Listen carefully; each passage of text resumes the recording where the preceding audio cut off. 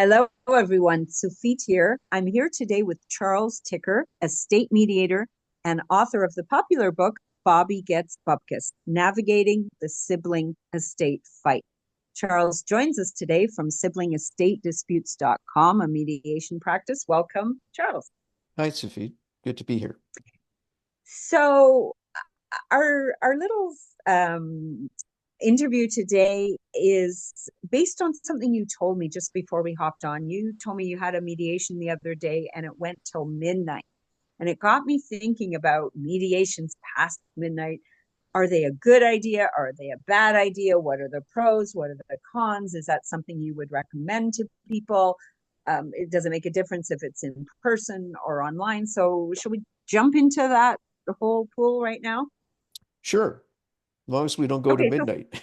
yeah, as long as but I'm bum, good one.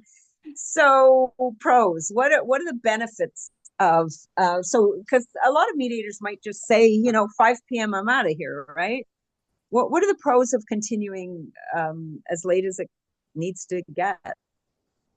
Well, the pros are hopefully you're going to get a deal signed, and then it was worth the time to that's put into to get the deal done because as you can understand, it can get physically exhausting once you get into that late in the day.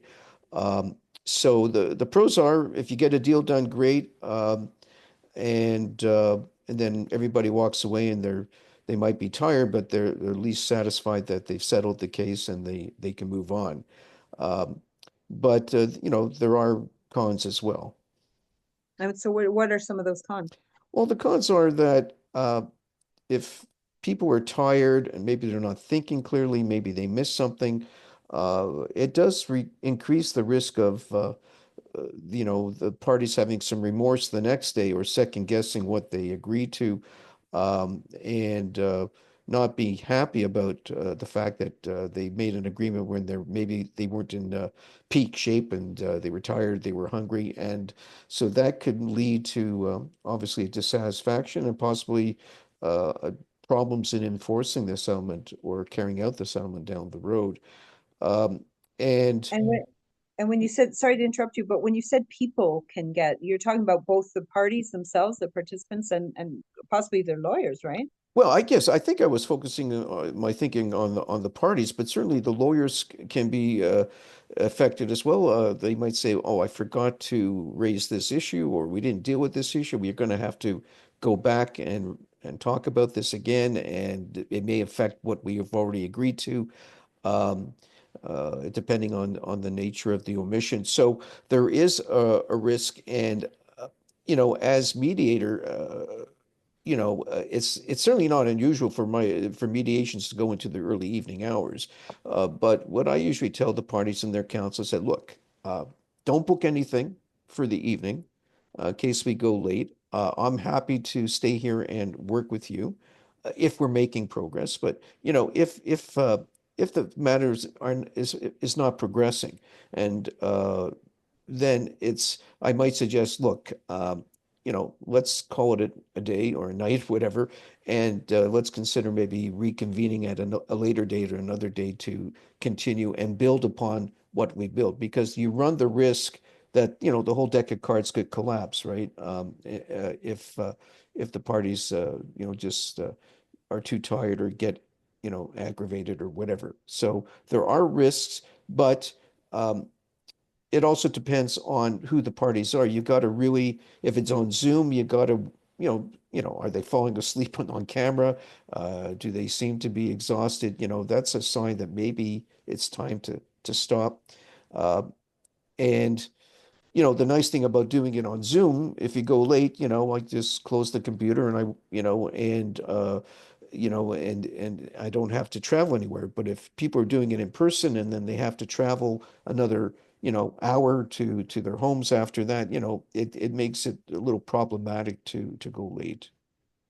So that would be one of the considerations, whether it's live or virtual. Yes. How you conduct Okay. the mediation. Okay. Okay. But certainly I've done both in person and uh, on Zoom or video that have gone very late. But as a rule, you try to avoid it because I think people, when it's a long day, there is the risk that they're not going to be at their best if you go too late. Yeah, I guess one of the pros might be that all the parties are there, right? The lawyers are Right. there, the parties are there, and it's like herding cats again to get dates that are good for everybody and get everybody to agree to come Yeah. back, and they're kind of there. And if you feel like you're almost there, let me ask you another question, Charles. So, let's say you do one of these almost midnight ones. When are the minutes of settlement signed? Are they signed that night at the end of the long negotiation, like 11:59? You agree on something. Are you going to knock out the minutes of settlement that night, or would you say, okay, we agree, but let's wait till we're awake again another day to do the minutes? What would you say there? Yeah, that's an excellent question. So actually, in this particular mediation that I was recently involved with, that did settle, they signed off. Everything was signed by midnight. So actually, the terms of the agreement, probably sorted out 2 to 3 hours before. I don't remember exactly when it was, but then depending on the nature of the case, it's not unusual for for it to take a couple hours for the lawyers to draft the minutes of settlement and go back and forth and make revisions. So the actual agreement is there, but putting it into writing takes time.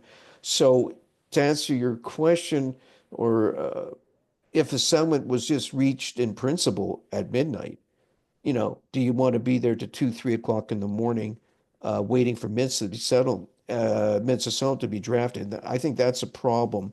And what I see happening is if you don't want to leave the mediation without something in writing, okay? That is a big mistake if parties don't sign anything. So what sometimes happens if it's running late or it's going to take some time to draft and the parties say we'll do it another time, at the very least they sign, like a term sheet, we call it, which sets out the basic points that everybody signs off on.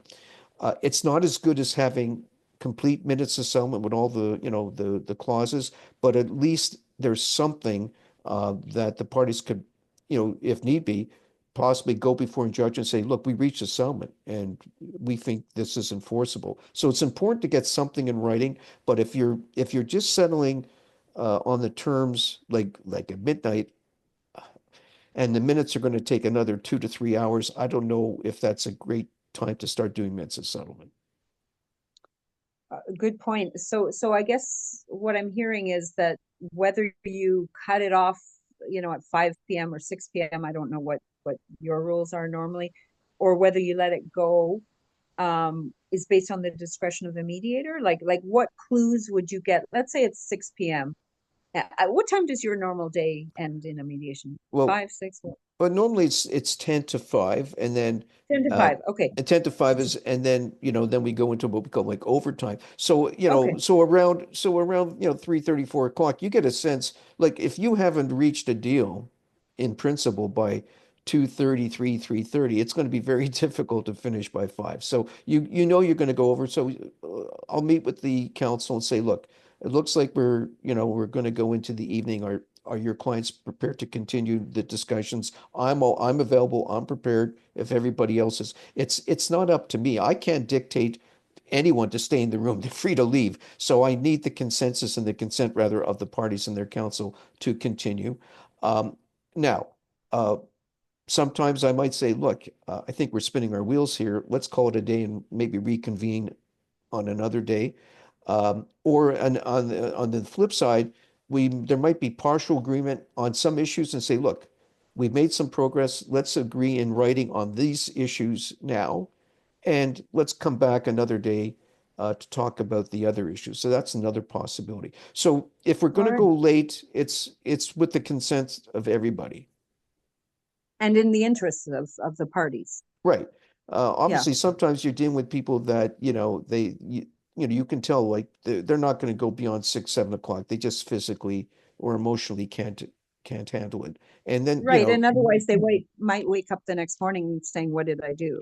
right. So And so, I have to be very cognizant of that and very sensitive to that and sort of, you know, get a feel for where the parties are at and if they really want to continue the discussions or if they want to either adjourn it or sometimes they, just end it. But that happens too. But my experience is even if they end the negotiations, quite often they'll continue them on their own and reach a Mhm. settlement down the road. We're going to end in a minute, but does that ever happen where parties will come back the next day and say, "Oh my God, what did I agree to? I don't even, like I don't agree to follow through on this settlement because I was way too tired and you should have known that." Or does that Um, ever happen that people renege? it hasn't happened in my practice as a mediator. I haven't seen it. I know when I was counsel, uh, sometimes clients would call up the next day and say, I shouldn't have agreed to that, or I'm sorry I agreed to that. And so, it's always a dangerous thing at mediations to go too late because there is the risk of someone saying, hey, that's not what I thought I was agreed to, or I was, I feel I was pressured into it. I didn't make this in my own free will. There's always the risk of that. I haven't seen it in my practice to date Okay. anyway. Thank you very much. We've been discussing mediations past midnight with our guest, Charles Ticker, estate mediator and author of Bobby Gets Bupkis, Navigating the Sibling Estate Fight. Once again, Charles joins us from siblingestatedisputes.com, a mediation practice. Thank you very much, Charles. My pleasure.